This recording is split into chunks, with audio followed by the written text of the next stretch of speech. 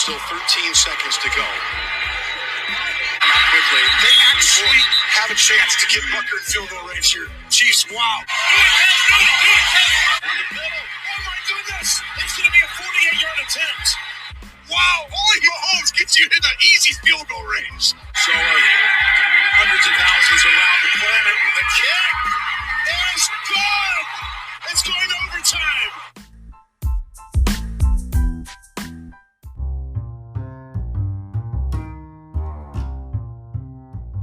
Welcome to the very first episode of the 13 Seconds to Glory podcast. Woo, yeah! As you can tell from the podcast name, I'd like to say that up front, I am a massive Chiefs fan. Now, if you accuse me of being a homer, then I'm completely disgusted that you'd even bring that up. Considering it's the offseason, I thought now would be a good time to see what teams should make the best moves in order to get themselves into a spot where they can have a successful season next year.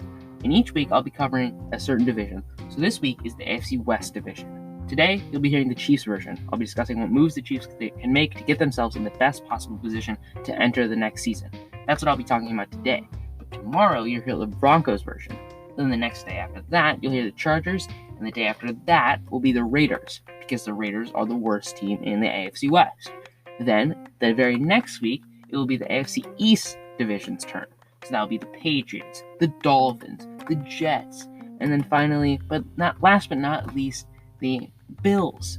And because I named it the 13 Seconds Podcast, I thought I should give it a warning for Bills fans that the name of this podcast might invoke bad memories. And it's not on purpose, but it kind of is on purpose. I mean, it's celebrating arguably one of the best moments in NFL history, certainly one of the best moments in Chiefs history.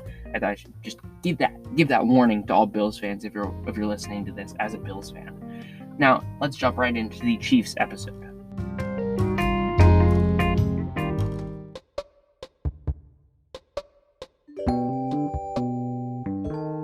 So, according to OverTheCap.com, the Chiefs are sitting at around $3.4 million in cap space. Now, of course, with restructures, Tim Patrick Mahomes' contract by front-loading it to the signing bonus, and essentially the fact that the cap space really isn't a real thing. We saw Brett Veach and Clark Hunt really manipulate the salary cap last year when they essentially rebuilt the entire Chiefs offensive line. So salary cap isn't really a huge deal. However, unrestricted free agents absolutely are a huge deal for the Kansas City Chiefs. And it's going to be what I talk about for a lot here. Now, the three big guys who are unrestricted free agents for the Chiefs are Tyrann Mathieu, Melvin Ingram, and Orlando Brown Jr. Now, for those who don't know, unrestricted free agents essentially mean that these guys can be signed by any other teams, which can essentially poach players off of other teams because they're unrestricted free agents. However, the Chiefs can also offer these guys new contracts and get them back. Now, the biggest one, in my opinion, that really, really matters is Tyrann Mathieu and Orlando Brown Jr. We can kind of deal if Melvin Ingram leaves. Yes, that would be a big blow to the Chiefs' defense. We saw what happened when Melvin Ingram came in from Pittsburgh. He made a huge impact. He allowed Chris Jones to move back to his natural position inside, and it really opened up the defense in terms of options.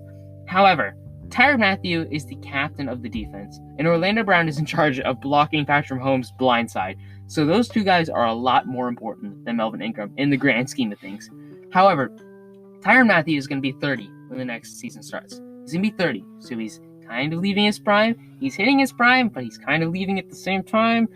He'll be a $14 million cap hit against the Chiefs. $14 million. That's his estimated annual value, or AAV. And he's an unrestricted free agent, $14 million. He's also the captain of the defense. So, I mean, the cap space really doesn't matter, like I said, but it all matters are, do the Chiefs want him back? Honestly, I would love to see Tyrann Mathieu back. However, if we could get a guy like Jesse Bates, maybe, if the Bengals choose not to franchise tag Jesse Bates and we get him for cheaper than Tyrann Mathieu, I say, yeah, pull the trigger on Jesse Bates. If we can get a cheaper safety on par with Tyrann Mathieu's skill, I would say do it in a heartbeat. However, it's not just Tyrann Mathieu's skill that matters to the Chiefs, it's the fact that he's the captain of the defense. He's the play caller for the Chiefs. You can see how he interacts with all the guys. I mean, we saw how big of an impact Tyrann Mathieu's injury had in the Bills game alone. So, I think Tyrann Mathieu is a huge priority, but I don't know if he's going to return for the next season. Honestly, if it were me, I would let Tyrann Mathieu go. It'd be really hard, but I think you kind of have to let him go. In addition to Tyrann Mathieu, Orlando Brown Jr., and Melvin Ingram, you're also going to have guys like Charvarius Ward, Jerron Reed, Mike Remmers, Daniel Sorensen, Mike Hughes, Byron Pringle, Darrell Williams, Ben Nemian, Demarcus Robinson, Blake Bell, Jerick McKinnon, and Dorian O'Daniel. Now, Dorian O'Daniel, we can, sure, cut him. And then, obviously, I think the Chiefs are obviously going to cut Frank Clark and Anthony Hitchens. So this is going to have a decent amount of cap space back. So if the Chiefs really, truly wanted to, they could get Tyrann Mathieu back. But that would mean sacrificing a couple of those guys that I just read off on the list right there. I think you want to keep Andrew Wiley if you really, truly, like if you have the cap space, I'd say keep Andrew Wiley. He's only $920,000 in terms of average annual value. I would keep Andrew Wiley. He showed that he made a great improvement from last year's Super Bowl. Orlando Brown Jr. is a must-have. You need to have him back. He is the best left tackle that the Chiefs can have, and they need him back completely. Jarran Reed, I'm sorry, he got to go. He's got to go. With the amount of pressure that the Chiefs got is absolutely disgraceful, especially in the playoffs. I mean, Joe Burrow got sacked 9 times against the Titans, and we sacked him once. That's not good. Charvarius Ward, you need him back. As much as I think Charvarius Ward is kind of limited and he kind of commits a lot of penalties, you need him back. He's the best corner that we've got.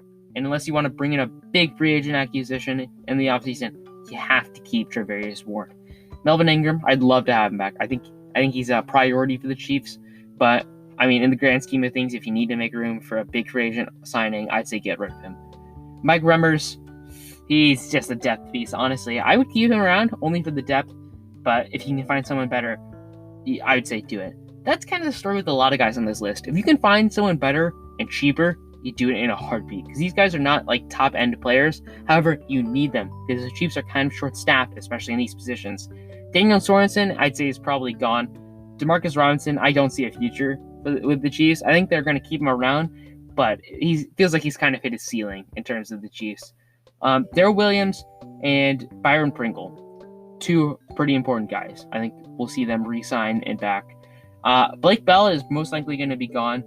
I'd say the one guy I'd really like to have back is Jerick McKinnon. Jerick McKinnon made a great impact in the playoffs. I mean, I think if the Chiefs stick with the run game, we probably win against the Bengals because it felt like Jerick McKinnon was getting a solid 7-8 yards every single play.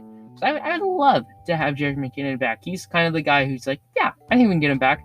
Plus, we'll probably get him back on the cheap, most likely. I mean, that's just the hope for the Kansas City Chiefs. So ultimately, on guys I'd say we absolutely need to have back. Absolutely need to have back. I would say Orlando Brown and Charvarius Ward probably are those 2 guys. Tyrann Mathieu, as much as I'd love to have him, I'd say he might have to go. And I'd love to have Jerick McKinnon back as well. Then, I mean, the Chiefs' salary cap situation, like I said, we should be pretty good. With restructures to Patrick Mahomes, cutting Frank Clark, and cutting Anthony Hitchens, we'll be fine on cap space. Let's transition to the biggest needs in the draft and this offseason.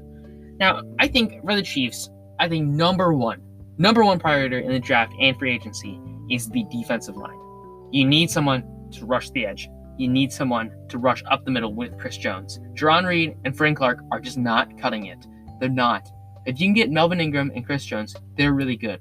But we saw what kind of an impact a guy like Micah Parsons has for the Cowboys. You need someone who can get off the edge, who is explosive. Frank Clark just does not have that explosiveness anymore. And then for interior rushers, again, Jarran Reed does not have the explosiveness. He's not that good. So we need to absolutely stock up in free agency on edge rushers and interior linemen. I'd say third priority would be secondary or receiver. These kind of can go interchangeably in the third and the fourth spots. Obviously, I'd love to have another wide receiver to kind of couple with Hill, Kelsey, and Hardman, but it's not a must-have. I'd say this is like a 4th-round draft pick, a 3rd-round draft pick. Honestly, if Cornell Powell works, we might not be having that discussion, but he just did not work out. And then finally, in the secondary, like I said, it can kind of switch off with the receivers, but I'd love to have another corner option, another safety option to replace inevitably Tyrann Mathieu if he ends up leaving. I'd love to see him back, but we need someone in the secondary. And I found an article from Nick Jacobs. He's kind of outlining the biggest needs for the Chiefs. And he kind of goes over what I said, but he said will linebacker, a weak side linebacker to replace Nick Bolton, assuming he slides to middle linebacker. I don't know if that's top list, but there's a reason he has it number 9. Then he says slot receiver, which I completely agree with. Byron Pringle, we kind of use him in the slot, but essentially it's going to boil down to we need a tall wide receiver who can be a good third option. Josh Gordon was supposed to be that, and he wasn't. For some reason, that experiment failed. I might make a video on that, but it was very weird how the Josh Gordon experiment just absolutely failed. So yeah, those are my picks for the Chiefs' offseason needs. Make sure to stick around for the Broncos episode tomorrow. Not next week, tomorrow. Next week is the AFC East. Thanks you so much for watching, and thank you so much for listening. Speaking of watching, there's a YouTube channel to this, so if you want to go over to the YouTube page instead of on the Spotify page, that would be great, actually. That'd be amazing. So, thank you so much for listening and or watching to the 13 Seconds to Glory podcast, the very first episode of the 13 Seconds to Glory podcast, and go Chiefs.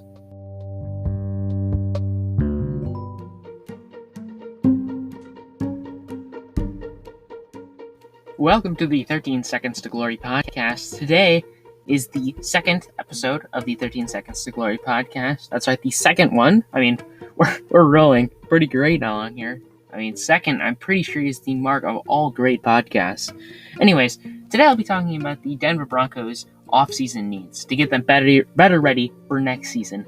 Now, this is the second part of my series for the NFL's biggest offensive needs, and the second part in the AFC West. So tomorrow you'll be hearing the Chargers version, and the day after that will be the Raiders version. And the week after that will be the AFC East, and so on until we've covered the entire NFL. So let's start off with the Broncos' biggest offseason needs.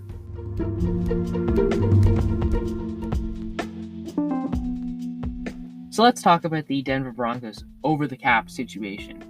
The Denver Broncos are actually the sixth best team in terms of available cap space. They have $39.1 million to spend in the offseason. That's a lot of money. Maybe for a quarterback? Who knows? Speaking of quarterback, the Broncos have been focused on getting Aaron Rodgers for the entire offseason. They hired coach Nathaniel Hackett, the Packers offensive coordinator. They added their passing game coordinator, I believe, to their offensive coordinator position. So, I mean, pretty much they're just taking the entire Packers staff in hopes that Aaron Rodgers follows them. Now, in terms of unrestricted free agents, the Broncos are actually sitting pretty okay in terms of unrestricted free agents. They've got a couple of their top starters, but, I mean, in terms of the things, it could be a lot worse. I'd say their most notable unrestricted free agents are probably their two corners, Bryce Callahan and Kyle Fuller, and their running back and quarterback, Teddy Bridgewater and Melvin Gordon. Those are probably their really top unrestricted free agents. On the defensive side of the ball, also, there's AJ Johnson, their linebacker. He is also an unrestricted free agent. So, essentially, the Broncos are sitting pretty good. Their defense was one of the best in the league, and their offense was one of the worst in the league. Now, why is that? That's because of their quarterback position. Teddy Bridgewater and Drew Lock are not going to win you games. In fact, they're the reason that they lost a lot of games. If the Broncos can go to quarterback, which is the opinion of many, they should be a playoff team. As much as that hurts me to say that, they should be a playoff team if they can get a quarterback, which is their entire goal in getting Aaron Rodgers. They really, really want Aaron Rodgers, which brings us to the number one position need for the Broncos, quarterback. Quarterback. If they get a quarterback, they'll be a successful team. They have a really, really good defense, very talented pieces on the offense with Noah Fant and Jerry Jeudy, along with guys like Courtland Sutton and who is there? Oh my gosh, the running back. He was one of the best. I can't believe I'm forgetting his name, but he was one of the best running backs. He had like the most broken tackles. This feels shameful. I mean, it's the Broncos, so like, can cut me some slack for not knowing it? Javonte Williams. He's on the Broncos. All right, I'd say pretty much top position needs other than quarterback would be offensive line. I think offensive line need to protect Aaron Rodgers when he comes. He's not going to go to the Broncos, right? He's not. I would actually be scared of the Broncos if they got Aaron Rodgers. So let's hope not. But aside from quarterback, offensive line, they need to get protection. Garrett Bowles is horrible. And all their other guys. I mean, I've watched too many Broncos games, which is 2 every season. I have to watch 2 Broncos games every season, and they're never any good games. Now, with Bryce Callahan and Kyle Fuller being free agents, they're probably going to need to stack up a corner or re-sign those guys. And then to really replace Von Miller, who left in the middle of the season and then went and got a Super Bowl ring in the Rams, you probably need another edge rusher as well, somebody to get consistent pressure. But that defense really doesn't need much help. I feel like this Broncos episode is going to be pretty short because the answer is, what's the biggest offseason need? It's quarterback. Quarterback is the only offseason need. for the Broncos. Yeah, it'd be nice to get another corner. Sure, it'd be nice to get another wide receiver. But the Broncos are sitting at the best spot possible for them. They just need a quarterback.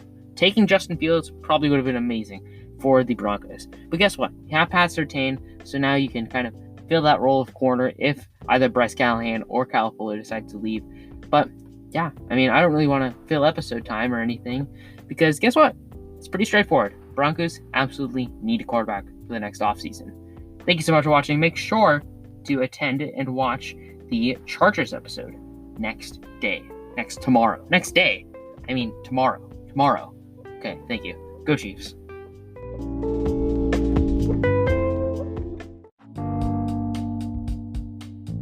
Welcome to the 13 Seconds to Glory podcast, and today we're going to be talking about the Chargers, where I get the Chargers and how they can get better in the offseason. We'll be addressing their biggest offseason needs in this third episode of the 13 Seconds to Glory podcast, and continuing the AFC West series. So tomorrow will be the Raiders, and then next week will be the AFC East turn. We'll be evaluating the AFC East biggest offseason needs by going Dolphins, Jets, Bills, Patriots. So, without further ado, let's get into the Chargers' biggest offseason needs. Okay, let's talk about the biggest needs for the Los Angeles Chargers. Now, the Los Angeles Chargers, of course, they probably should have made the playoffs if the Raiders had decided to take a knee and tie the game. Instead, the Chargers end up missing the playoffs. I'd say their biggest needs probably lie in wide receiver, honestly. You need to get some help for Justin Herbert. Probably offensive line would help a lot too in terms of like guard and tackle because their offensive line did not really play that well. Their defense, their run defense was horrible. I believe they're the 31st in the league or 32nd. But if you don't know that, that's terrible. You need definitely help on that D-line, probably at linebacker as well. That defense entirely was terrible. So anyone, especially on the defensive front, but if you could get a corner as well, I think those need to be your top priorities. It needs to be defensive line, offensive line, and then guys in the secondary or guys at wide receiver to really help out Keenan Allen and Mike Williams. But, the Chargers are sitting at the second best cap space in the NFL. They have $57 million in cap space. So, really, they can do pretty much anything they want. Anything at all. In terms of unrestricted free agents, you should be able to sign back pretty much all these guys with $57 in cap space. You'll have Linval Joseph, Chris Harris, Mike Williams, guys like Kyle Fackrell, Dustin Hopkins, their kicker, guys who you can definitely re-sign, especially with all the money you have. Justin Jackson played particularly well down the season stretch, so you might want to sign him back as well. But if you're the Chargers, you're sitting really pretty in terms of who you need to get, who you want to get, and who you want to get re-signed. I think the draft can be a terrific building spot for the Chargers. It should be very self-explanatory and very easy for the Chargers. You need someone to help you out on the defensive front, someone to help on the offensive front, and if you can, fill in those back-end positions like corner or wide receiver. Because really, it's going to be super easy to fill those in. Once you have $57 million in cap, you can re-sign those guys. Essentially, you should be looking at anywhere from like $35 million to like $40 million in terms of available spending when you eventually hit draft, when you eventually hit free agency. So you can get those front-end guys, you can get those back-end guys. So it should be pretty easy for the Chargers to rebuild. I want to rebuild that defense. So yeah, thanks so much for watching, and go Chiefs. Hello and welcome to the 13 Seconds to Glory podcast. Today I'll be finishing off the AFC West series where I break down each team in the AFC West biggest offseason needs entering the next season. Next week will be the AFC East turn and then so on. So let's finish this off with the Raiders episode. Now, as a biased Chiefs fan, I do have to say I have a dislike for the Raiders. And it's well deserved because, the Raiders, they stink. I hate the Raiders. It's a problem, okay? It's a problem how much I hate the Raiders. But I'm willing to put my biases, is that how you say it? Bias aside. I'm willing to put my biases aside for this Raiders episode, even though I will be slightly biased throughout the entire episode. Let's get into it.